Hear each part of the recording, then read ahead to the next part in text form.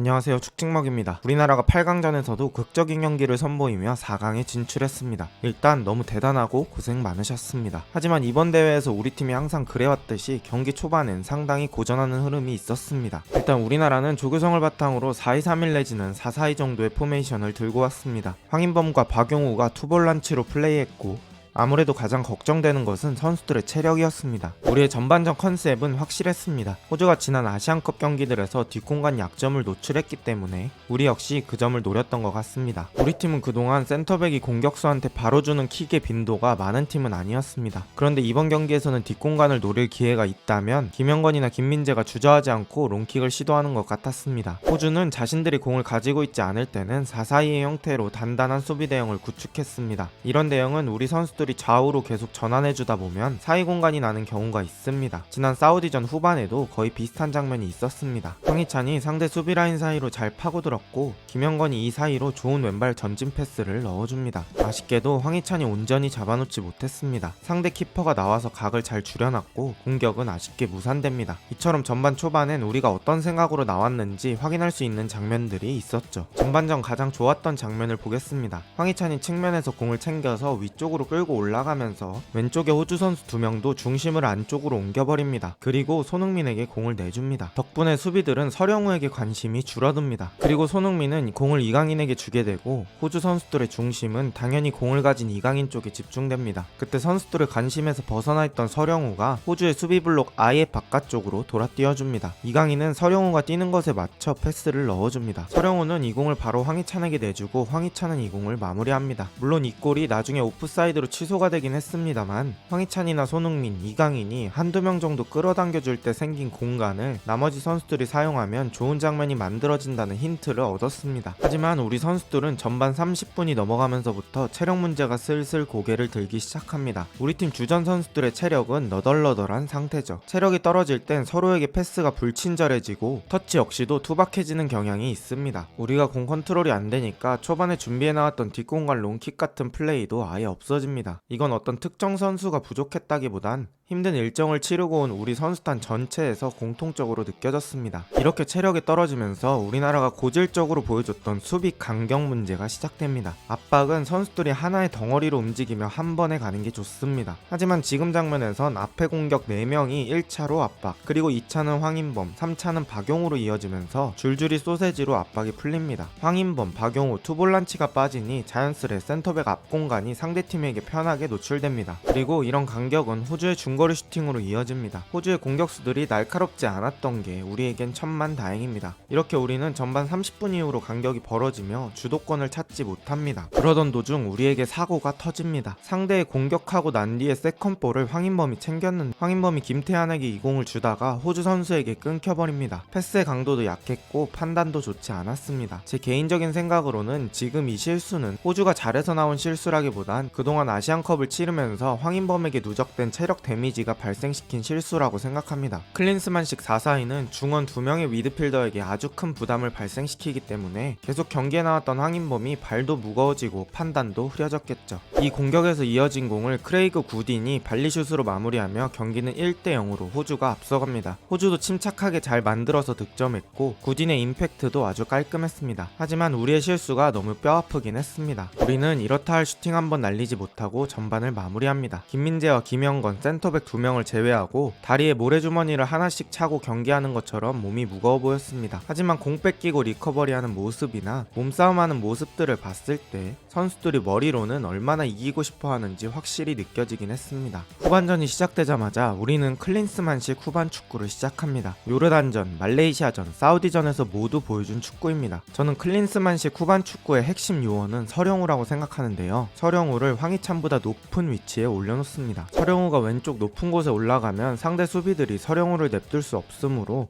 서령우를 따라오게 되면서 호주 수비의 횡간격이 벌어집니다. 이때 만들어진 공간을 황희찬이나 왼쪽 윙어가 사용할 수 있죠. 문제는 서령우의 체력입니다. 버텨줘야겠죠. 수비수가 여기까지 올라오니 당연히 체력적인 부담이 증가합니다. 근데 서령우가 이 전술을 체력적으로 감당해냅니다. 심장이 2개인지 확인 한번 해봐야 할 것 같습니다. 이번 대회에서 손흥민, 이강인 다음으로 출전 시간이 많은 게 서령우인데 진짜 정신 나간 체력입니다. 근데 아무래도 아쉬웠던 건 조규성의 활용법입니다. 조규성을 쓴다면 크로스 플레이를 해야 할 것입니다. 호주의 센터백인 해리수타가 키가 2m입니다. 물론 키로만 제공권 싸움을 하는 건 아니지만 굳이 불리한 게임을 우리가 할 필요는 없죠. 조규성이 컨디션이 좋아도 불리한 상황인데 컨디션이 좋은 편이 아닌 조규성에게 불리한 싸움까지 시키니 당연히 결과가 나올 수 없습니다. 이렇게 플레이가 안 풀리니 우리는 조규성을 빼고 69분에 이재성을 투입하면서 황희찬을 원톱으로 올립니다. 클린스만이 전술적으로는 여론이 갈리긴 하지만 교체 능력은 진짜 인정해줘야 합니다. 경기 내에서 어느 부분이 문제인지 찾고 조치를 하는 판단의 퀄리티와 속도는 진짜 괜찮습니다. 얼마 후에는 또 지쳐 보이는 황인범 빼고 홍현석을 넣은 것도 저는 적절했다고 생각합니다. 이런 변화를 겪으면서 우리 선수들은 박스 안쪽에 박혀있기보단 박스 근처에서 침투할 수 있는 숫자가 더 확보되었고 의미 있는 장면이 하나 나옵니다. 호주 선수들이 수비 라인을 끌어올리려고 나오는 타이밍에 이강인이 공을 툭 찍어서 라인을 깨는 이재성에게 공을 내줍니다. 이건 이강인의 개인 클래스를 볼 수 있는 장면입니다. 하지만 이재성이 여기서 아쉽게 터치를 제대로 하지 못하며 기회를 놓칩니다. 될 듯 될 듯 되지 않는 상황이 계속 반복됩니다. 우리는 풀백 김태환을 빼고 윙어 양현준을 넣으며 극단적인 공격 태세를 갖춥니다. 그래서 이강인이 왼쪽으로 자리를 옮겼고 공격 전체의 무게중심이 왼쪽으로 이동합니다. 서령우가 왼쪽 위로 띄워주면서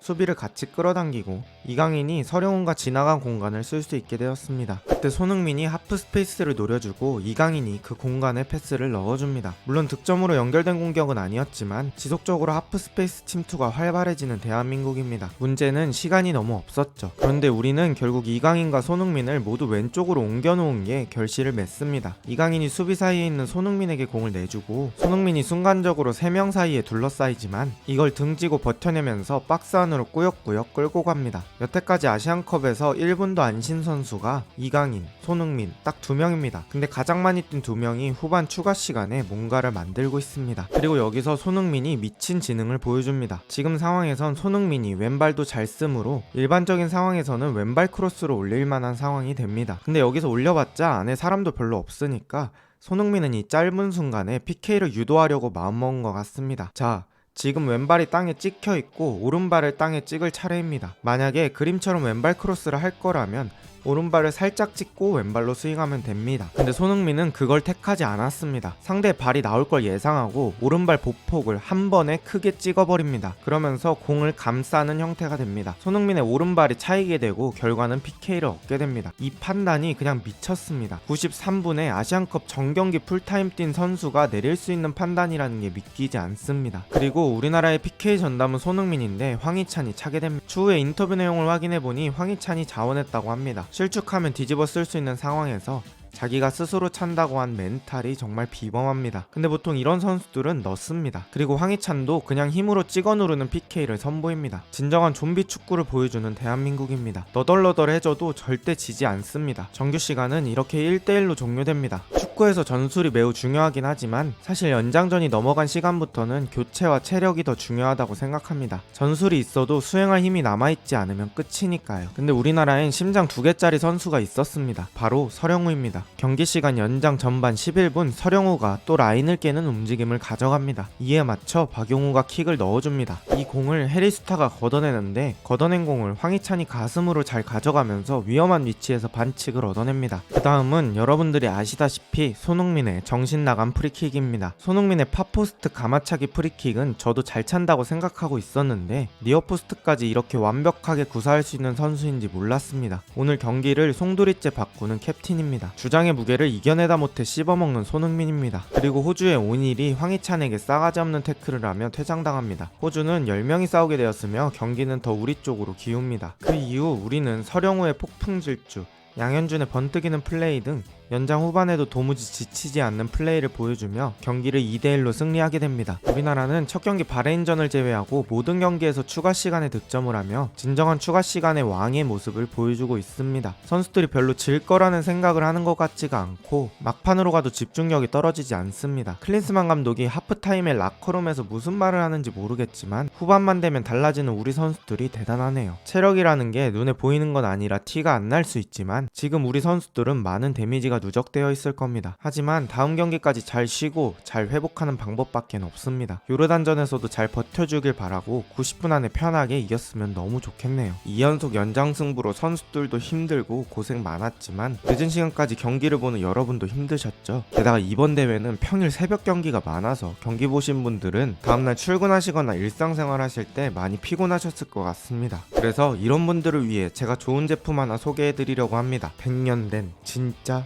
산삼, 바로 백진삼입니다. 이름부터 벌써 건강해지는 느낌을 받는데요. 산삼의 주요 성분인 진세노사이드, 일명 사포닌, 노화 방지, 면역력 강화, 피로 개선에 아주 큰 도움이 된다고 합니다. 그런데 100년 된 산삼은 아까 말씀드린 사포닌이 인삼과 홍삼에 비해 무려 335배나 많이 들어있다고 합니다. 고 정주영 회장님이 650년 된 산삼을 그 당시 강남 아파트 세 채에 달하는 돈을 내고 앉은 자리에서 3시간 동안 먹었다는 이야기는 유명하죠. 그만큼 100년 이상 된 산삼의 효능은 많은 사람들에게 알려져 있고 이로 인해 아주 높은 가격이 형성되어 일반인들이 구매해 먹기는 어려웠습니다. 지금 당장 인터넷에 검색해봐도 100년 된 산삼은 감정가가 수천만 원에서 수억 원에 달합니다. 저도 직접 인터넷에 찾아보고 깜짝 놀랐습니다. 그런데 이런 산삼 대량 생산을 백진삼이 성공했습니다. 백진삼은 100년 이상 된 산삼을 일반 사람도 먹을 수 있는 가격으로 만들기 위해 산삼 복제 연구에 몰두했고 30년간의 시도 끝에 100년 된 산삼과 DNA 일치율 99%에 달하는 복제 산삼을 만드는 데 성공했죠. 만드는 과정부터 남다른 백진삼은 흡수율 역시 남다릅니다. 백진삼은 나노공법을 통해서 체내 흡수율을 높여 우리 몸이 좋은 성분을 스펀지처럼 흡수할 수 있다고 합니다. 저도 사실 평소에 먹던 제품인데 가격이 저렴하지는 않아서 자주는 아니고 가끔씩 먹던 제품이었습니다. 하지만 시청자분들께 소개드려야 하는 만큼